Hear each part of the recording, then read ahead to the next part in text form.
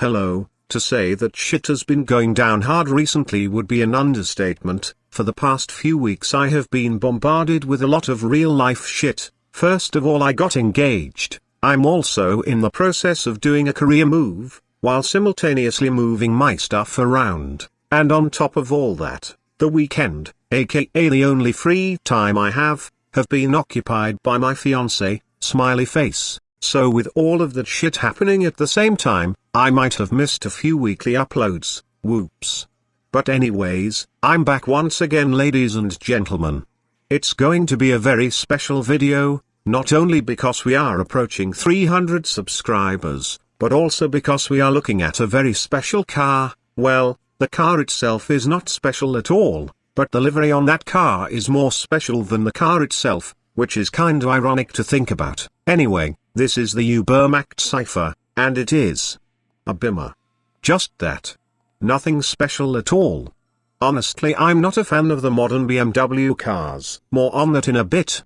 So the Ubermacht Cypher, aside from being a very boring car in the game, i.e. another sports car with an inflated price and underwhelming performance, is very unsurprising. I'd be lying if I said that I didn't see that coming 10 miles away. In very short terms, this car is a shit deal.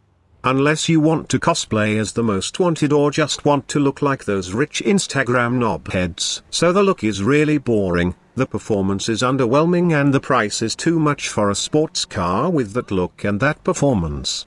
And this is not even the worst part. Can you guess why I'm doing this video in single player? Because our overlords at Rockstar decided that making the most wanted livery a time-limited item is a good idea. And if that alone doesn't make you want to circumcise yourself with your teeth even if you are already circumcised, I don't know what does. Anyway, let's not waste any time. Let's just make this car better, I guess. Ah yes, 1,000 times better already. Sadly, this livery not available in GTA Online anymore. Angry face. Anyway, I'm going to be honest, I didn't bother to do any research about the real-life car, but I know the car is the BMW M2. The entry-level performance coupe for those who can't afford an M3 or an M4, and that's literally about it.